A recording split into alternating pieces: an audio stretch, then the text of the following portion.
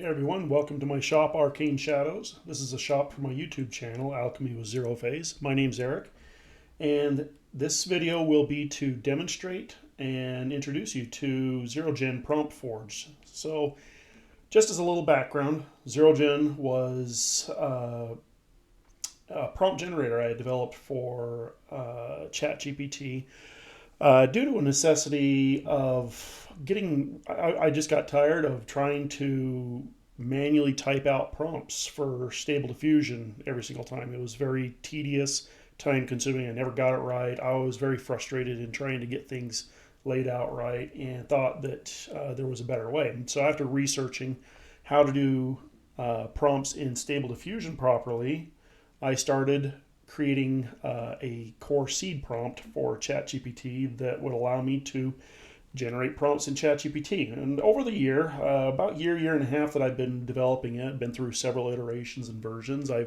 eventually got to a point where I wanted to offer it as an online subscription where people could come and take advantage of the power of this prompt generator. And it's more than just a prompt generator at this point. I've introduced a lot of functionality with this, and the people who have been supporting me and following me on Discord and on YouTube know how much effort I put into this. I've seen a lot of different prompt generators out there, and they always felt very, for lack of a better word, half-assed, and not a lot of thought put into it. And I knew it could be done better. And so I'm going to walk you through what this does, how it can be introduced into a workflow, and really for those who are just looking for being able to generate images casually, this is a great option because it has the ability to generate images as well. We are using Stable Diffusion Forge as the back end, and it does a great job. It's very fast, and let's dive into this. So it is a subscription-based model. We have 3 different tiers of the prompt generator itself for the core prompt generating features. The Platinum Edition is the only one that offers the image generation right now in beta.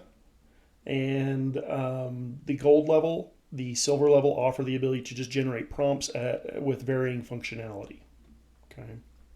So when you subscribe, you get 3 days, a free 3-day subscription trial period if you want, which gives you full access to the prompt generator, to all the advanced functionality and the image generation.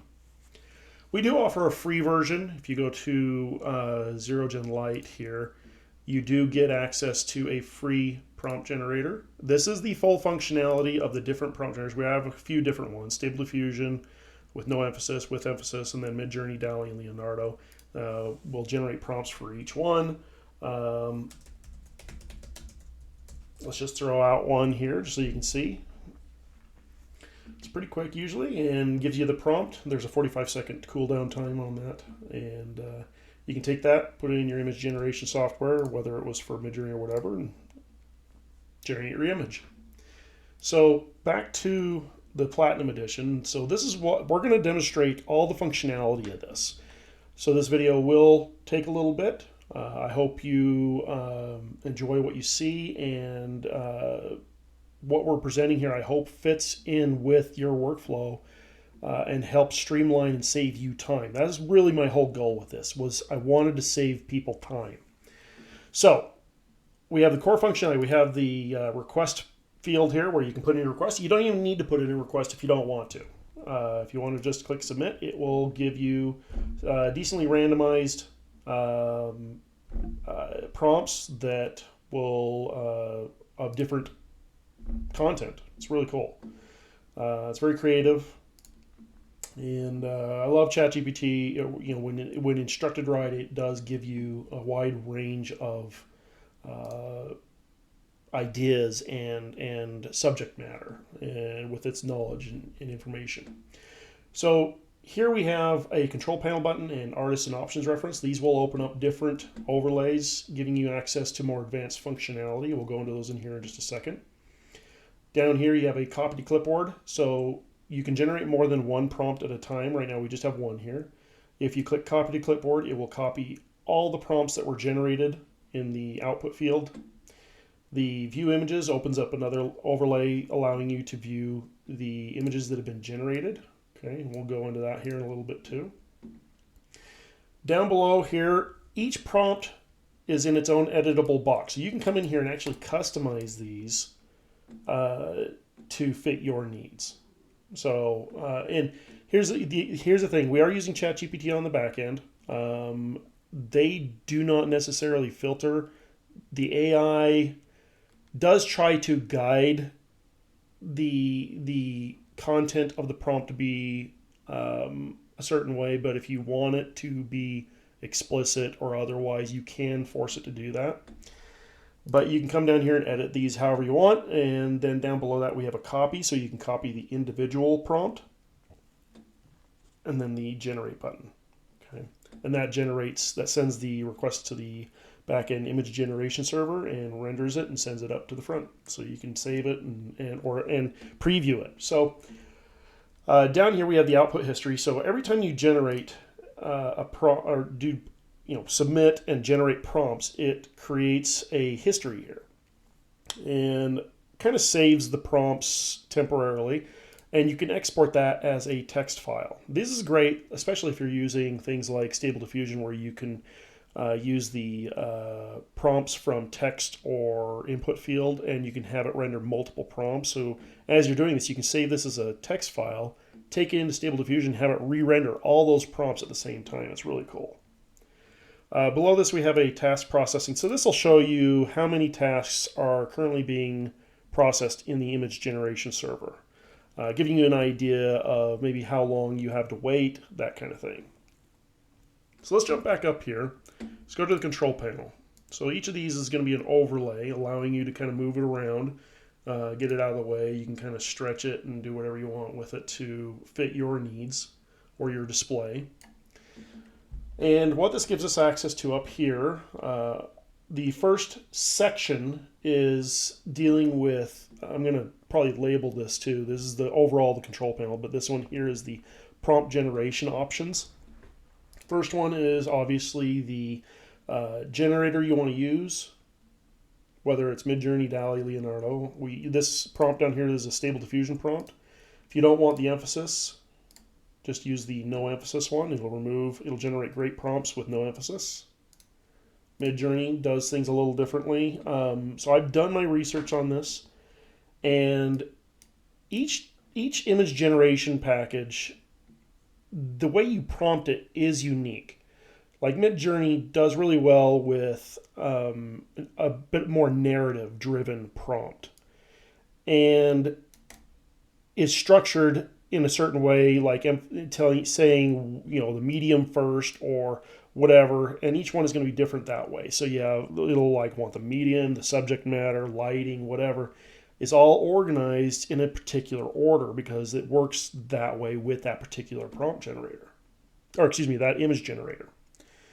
So if we do MidJourney, it also includes what it intuitively will think it needs to do in the way of an aspect ratio for this particular prompt, as well as the styling.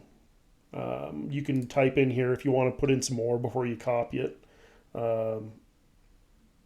Either way, it gives you those options there. The DALL-E and Leonardo ones are very similar. There's some slight structure differences in how the prompt is structured. Sometimes they want the medium a little further towards the end instead of up at the beginning. Of the beginning, they want the narrative a little bit more. So here you can pick the number of prompts you want to generate. I like staying on Stable Diffusion just because that's what I want. And it puts each one in an editable box, allowing you to edit each one individually. You have a copy button for each, or you can copy all of them, and the generate button for each one. There is no limit to the number of prompts you can generate with this. The subscription covers all of that. In the next option down here, we have our image analysis. I may need to label this a little bit better. So what this is you can drop an image in here and hit analyze, and what it'll do is it'll generate a prompt or prompts based on what's in the image. It'll try to generate you a prompt that will get you an image similar in style, structure, and layout as the one you dropped in. Let's do an example. So here we have an image I generated a while ago of a kind of a cartoonish boy and his dog walking down kind of a old style street. And what we're going to do is we're going to drag that image into the Dropbox. You can click it. So this is the image we're going to try to get something similar. So we're going to close that. So you can drag that image onto this, or you can click this and do a file browser, and it'll allow you to pick the image. We're going to drop this image in here, and we're going to generate 4 prompts. We're going to analyze it. This does take about 20 seconds to 30 seconds maybe. Sometimes it's a little quicker. Depends on the back end, ChatGPT vision. Oh, there it goes. That was pretty quick. So it gives you a prompt or prompts based on if you have these settings changed here. So we've got 4 prompts. It generated Stable Diffusion prompts for this. So let's generate one of these. We're going to introduce you to some of the other generation information here. We're going to do this, since it was 16 by 9, we're going to do 16 by 9 again. And we're going to generate that first one and just see what it does. This usually doesn't take too long. It will automatically pop up the images window. So we got the dog in there. Let's try one of the other ones.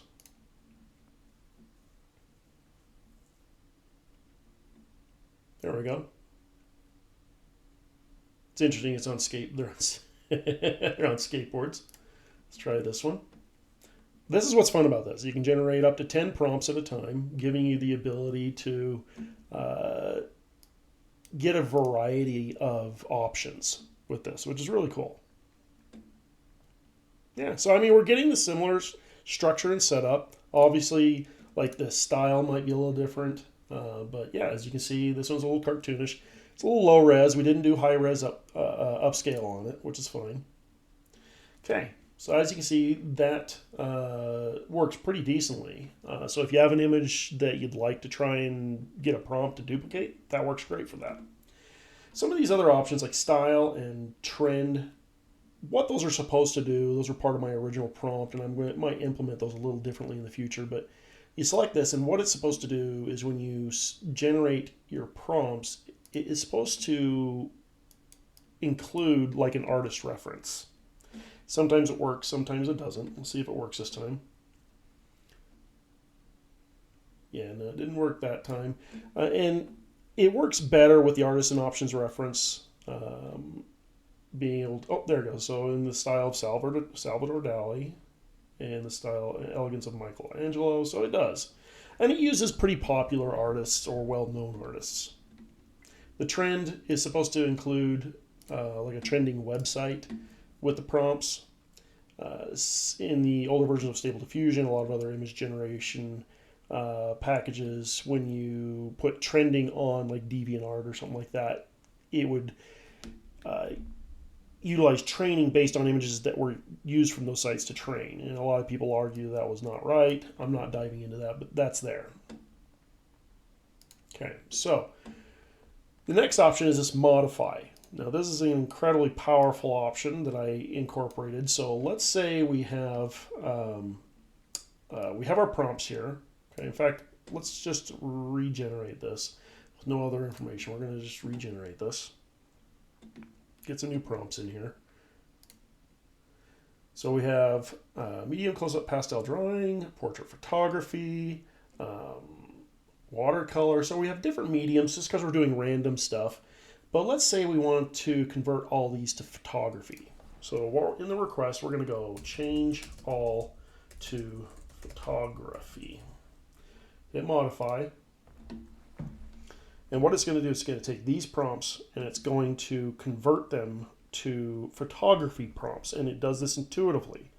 Gets rid of anything that may have been in reference to artists like brush strokes or anything like that.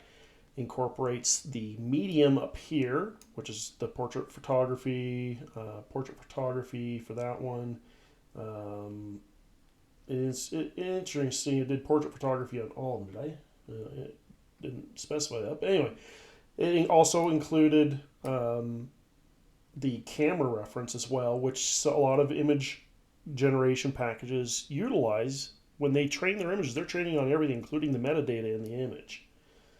And as you can see, it incorporated all of that. So if we generate that image there, you get something that looks very photographic. Okay. So this is a really, really powerful option. You can actually use this to add details to the prompts, remove details. It just, and it's intuitive. Just ask it however you would want to ask it. So let's say we want to remove 3 details from each. And I say from each so it understands I want it to do it to each prompt. So what that's going to do is it's going to examine this and just remove 3 details, which it looks like it removed the camera information, possibly a couple others, shortening the prompts down. A lot of people like shorter prompts, and that's totally fine. We can do add 3 more creative details to each. This is why I call this my prompt forge. It gives you a lot of power over, added the camera information in along with some other stuff. We can actually render that out. Add a little more lighting effect, a little more close up. Yeah, decent image.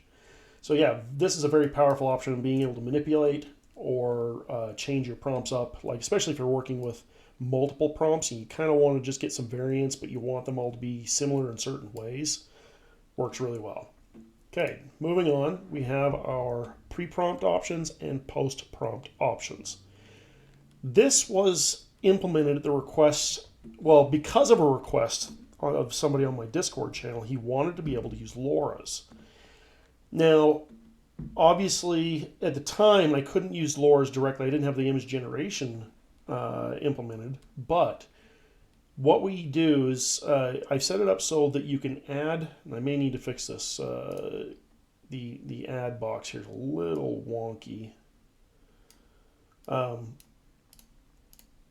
But you can add a name in. Let's say we want to add a LoRa called Lightning or something like that. So typically I would just categorize it as, in the name I'd say LoRa Lightning. And then over here, you typically would have, your bracket, LoRa, comma, Lightning. I think comma, then like a 1.0 is how they're formatted most of the time. And what that does, it adds it into a drop-down, these 2 drop-down boxes. And what this does is when you select that, let's say we selected in the pre-prompt options. Now, you wouldn't with a LoRa here. If you added another feature, like let's say we wanted professional photography as a style. Okay, so let's go back, put style. And then over here, this is what it would put before the prompt. So I'll show you what I mean by that here. We're going to just type in professional photography. Okay on that. Now, what we'll do is we're going to say style professional photography. We're going to include that with the request. But over here, we're going to select the LoRa Lightning, whatever that might do. We're not going to include that with the request. So the include with request means that when you submit to have your prompts generated, it's going to include this initial one with the request. It's going to put it at the beginning of the request.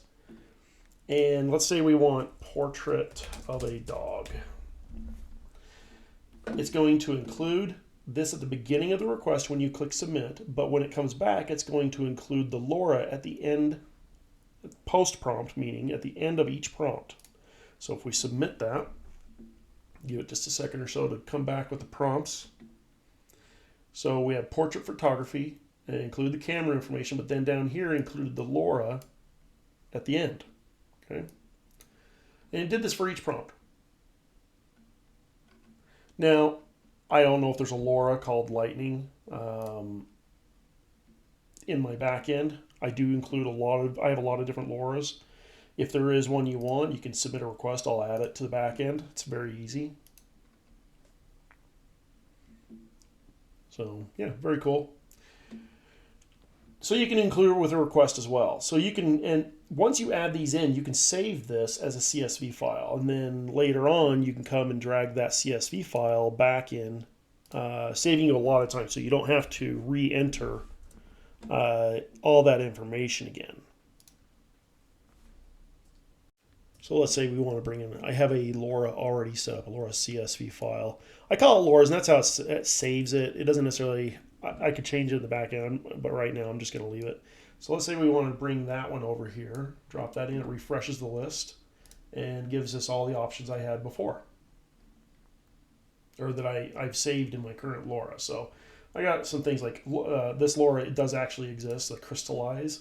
So if we come down here and select crystallize, and let's see if we can do, let's do a fantasy castle. And we're going to change the aspect ratio on this to be something a little more vertical. See, it added the LoRa at the end.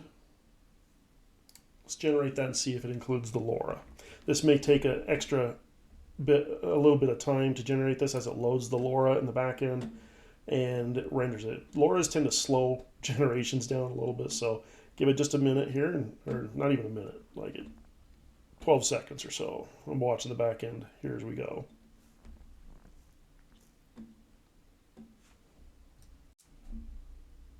Okay, so the image is back, and it does have an effect.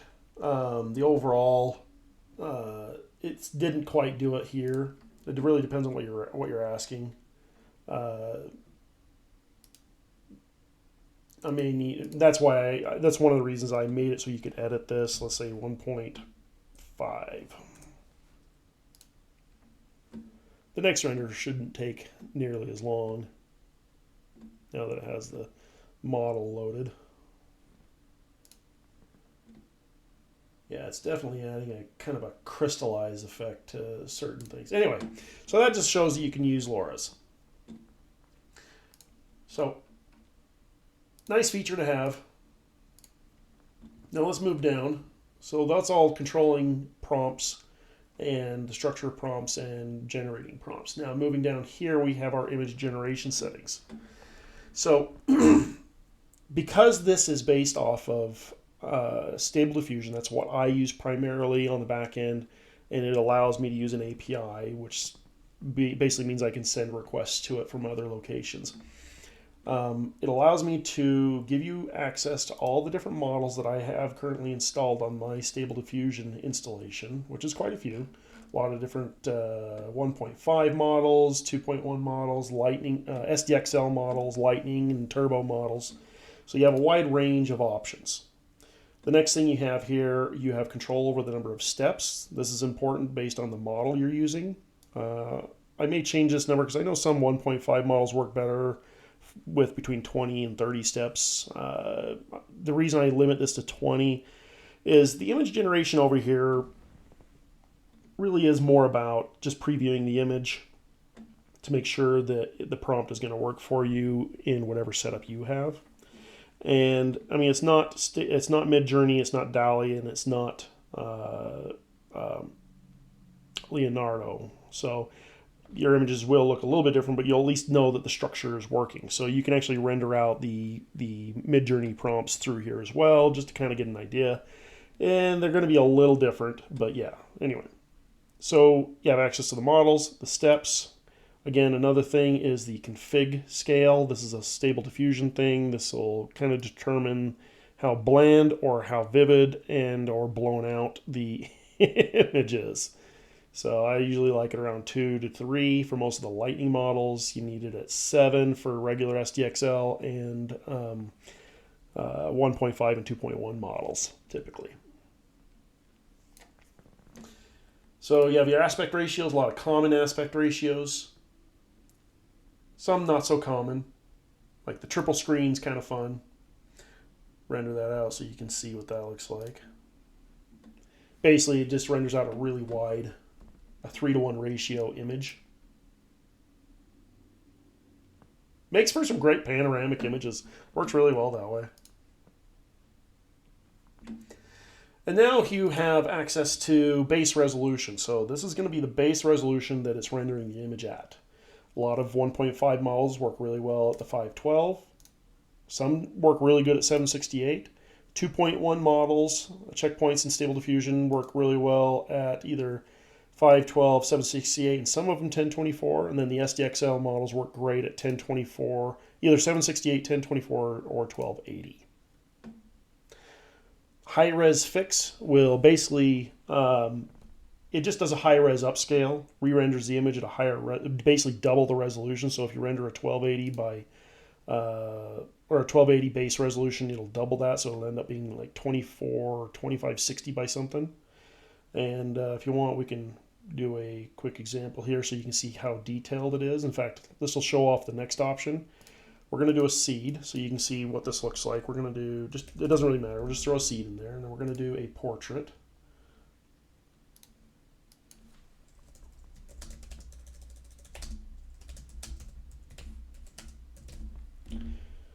Get some prompts for that.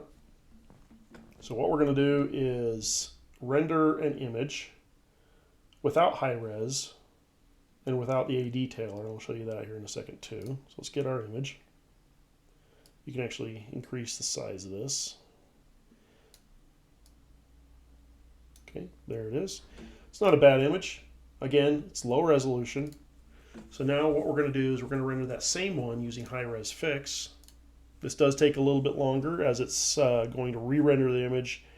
That same image, it's going to generate it first, then re-render it at a higher resolution with a lot more detail. And this process will take anywhere from, depending on what you're doing and the resolution you're doing, an extra 10 to 20 seconds to do, which isn't bad. I think most image gen systems will, render the smaller 512 to 1024 and depending on like DALL-E is pretty quick, but it still takes a little while to do.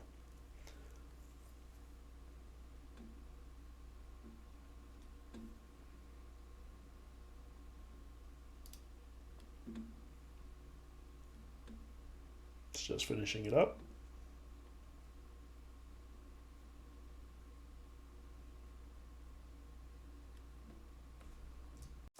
Okay, yeah, it took a little bit longer because we're doing a 1280 and it definitely takes longer to do that one.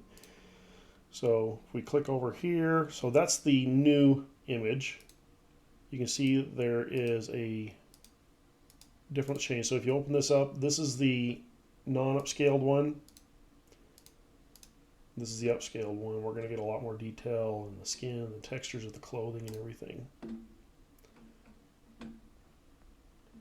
Okay, the A detailer is a Stable Diffusion feature that will fix faces.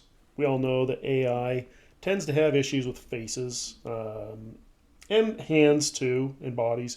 So there's two different options here: whole person or face only or none. The reason these are here is when you're generating a person, let's say you're generating a person in full body, sometimes their body may not be full, like rendered entirely correct. And by selecting whole person first, what it'll do is it'll do what's called in-painting on the body and re-render the body, fixing any possible issues it might have had. And then if you have face only selected next, then it regenerates the face. You don't want to do it the other way around. So you don't want to do face only, then whole body or whole person, because what it'll do is it'll fix the face, but then it'll re-render the whole body and kind of mess up the face again. So if you're going to be doing whole body, make sure you do it first and then fix the face. So this doesn't increase the render time a whole lot, maybe an extra few seconds. It's usually pretty quick. Okay. -1 will always provide a random picture. So we can do, let's do another one of these here. Throw that out there, let it render a different image of a man, and it'll do the face, whole person and face. So give it a second here. There's the body, and I'm just seeing numbers and stuff on the back end, the progress of the render job. Eventually I'll get it to where you can see the progress on each one instead of just a regular progress bar.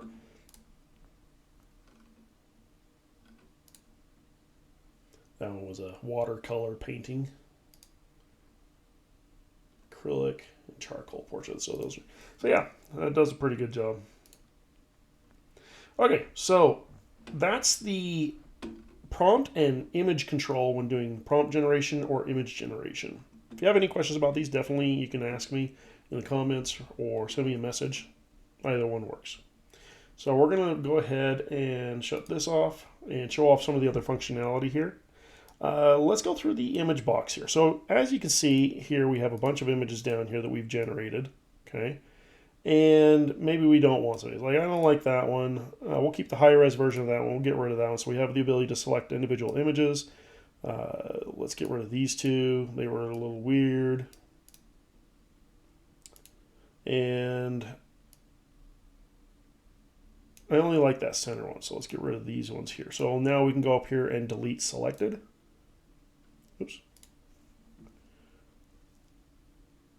Oh, sorry, the red button is the delete selected. And it gets rid of them, reorganizes it. You also have the ability to select all and then delete them, or you can download the selected ones. So like if there's specific ones, you can deselect them. If there's a specific one you want to save, like say that one, you can download that only selected one, or you can download all. So all the images you've generated, you can download all. It'll compress it into a zip file and download it to your computer. And obviously, as you can see, you can click to see the larger version of each image.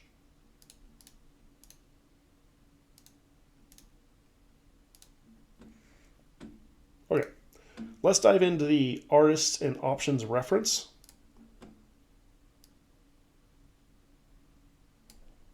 Looks like I need to fix the drag bar up here, but it works.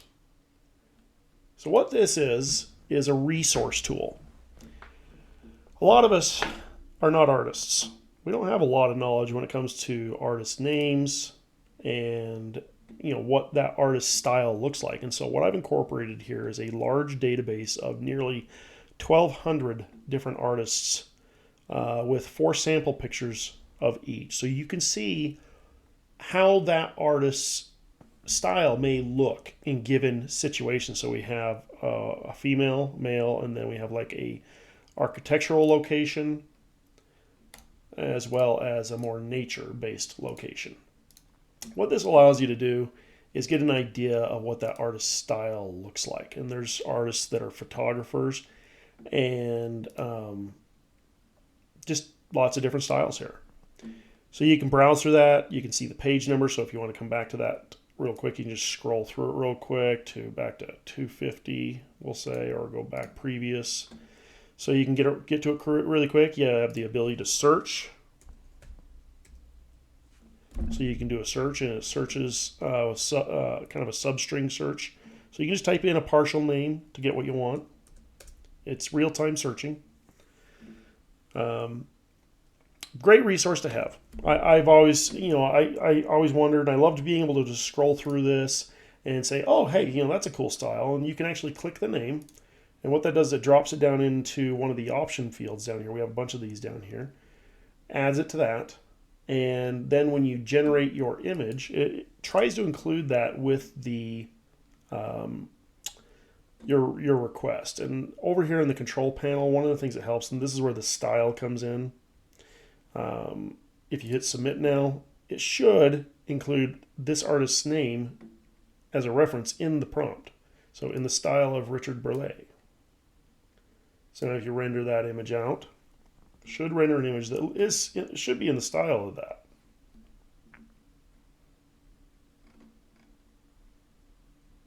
There you go. But yeah, it looks fairly close. Each model is going to be different. Not all models are trained on have the same artist training. Most of them have a fairly good selection. A lot of them are coming from the same training data set. Okay, so here's one of my favorite features is the color picker. So this has been something that's really fun to mess with when it comes to controlling the color theming in your images. You want to be able to incorporate that into your prompt as well. And so you can come here and select color, and then you can visually pick the color that you're wanting to incorporate. You select the color, it adds it down here, and the AI automatically names it. Okay, vivid yellow. Let's add a couple more here. Let's add like something like that. And that's going to be dark magenta. So you go through this and it'll intuitively find the name or pick the common name for that color copper orange. And then when you generate your prompts, it will intuitively incorporate those colors into the prompt. Let's see if it did it this time. Sometimes it doesn't. Yeah, so it did at the very end down here. Sometimes it does at the very end. Other times it'll incorporate more intuitively, giving items those colors in the prompt, like dark magenta lips. Where is it? Bold charcoal strokes with yellow highlights, with intricate tattoos. Yeah, so we got some colors there. So we have yellow, dark magenta, copper orange. So it didn't incorporate the copper orange in this one. And yellow, got yellow there. So like I said, it's trying to intuitively incorporate based on the image in the scene. Anyway, it gives you the ability to more directly and precisely control the color. So here we got vibrant yellow flowers in copper orange vase. And then gilded highlights, elegant arrangement, warm color. Okay, so let's render that one out, just so you can see.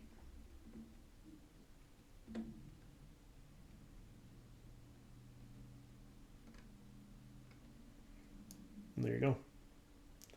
Obviously, they include the magenta on this one, but this next one looks like it did.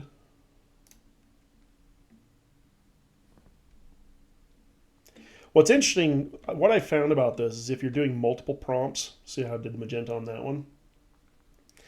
If you're doing multiple prompts, sometimes it seems like the AI will kind of try to spread your options out over those different prompts. And so if you want to get it all combined into one prompt, it's good to just reduce that down to one prompt, resubmit it. Should generate really quick. So we have vivid yellow skies, tranquil right, dark magenta hues, and let's see.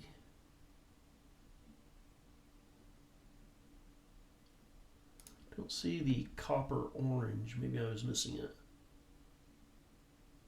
Copper orange, so we got all those in there, so now we can render that one.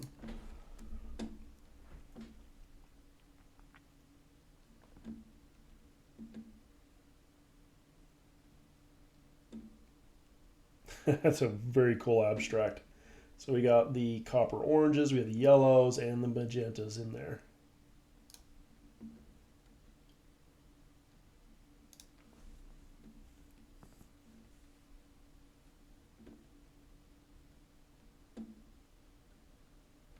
So anyway, gives you a very cool ability to control the color themes in your picture. Okay, so the next options I want to go through here are down here. What this is a massive list of different resources that can be used as ideas, inspiration, finding words that maybe you didn't know before. Each of these drop-down menus gives you a lot of different options to pick from, which can have an effect on the image that you're generating from the prompt. Now, when you select options from here, it tries to incorporate that when you generate your prompts. It tries to incorporate whatever options you pick here into your prompt. So let's say we come over here, and I kind of messed with this a little bit already, but let's say we want an adventurer, alien. So, and then maybe we want to give them some, I don't know, blue hair. Okay. So let's submit that. Let's see if it incorporates that. So we have a curious adventurer battling fierce alien. Okay, futuristic battle scene. Glowing energy blast, Syrian landscape, capture with. Okay, so let's regenerate that. Cyan skin. I don't think I'm picking any of that. You got the explorer right here. Alien terrain. So saying alien doesn't necessarily mean it's going to be an alien. There's an adventure and an alien. So the AI interpreted it this way. So you're going to get those features in the prompt and in the image you generate. So we got the alien here. We got the intrepid explorer. Okay. Maybe we want some effects. Let's do, I don't know, cinematic. Black and white. Medium format black and white charcoal drawing. Intrepid explorer encountering alien life. So as you can see, this could get really fun for a lot of people, being able to just go through and look at that. It did a color filter on that, giving them blue hair. That's awesome. So yeah, very, very cool. Maybe clothing. Let's do a bodysuit, booties, bonnet. Who knows? Let's say bathrobe. See if it incorporates that. You have to understand, the more options you pick here, the less likely it's going to incorporate all of them. It does its best to try and incorporate what it can. So it looks like it grabbed all of them. Monochrome palette, so it did do that. So let's just render that out. See what we get here. See if it does the color filter again with the blue hair. That was interesting. And it did. So we got more of a monochrome palette. They're in a bathrobe, blue hair, alien. So I did a pretty good job with that. You know, the structure of the scene can be changed. You have the ability to come here and type out whatever you want. So use all of this. This is so a lot of these options here are included in the gold edition. None of them are included in the silver. Silver is just generating one prompt at a time. But with the platinum, you get access to a lot of different resources, including the ability to generate images. So I invite you to try it, a free 3-day trial, and with no obligation. And after that, it's $5 a month to get access to this. So again, I'm beta testing the image generation. I'm working out a lot of bugs and features. I will be upfront. That may change. So the ability to use the image generation may change for the normal platinum level. This may be part of a platinum plus later on, depending on the usage. If it's not getting used that often, I may just leave it. It's a great option to have. So I hope you enjoyed this, and I hope you get excited to use this. This is not your normal prompt generator. This is far and above anything else that's out there, and I've tried several. I've really tried to make a very wonderful, useful tool here, and I'm constantly developing it.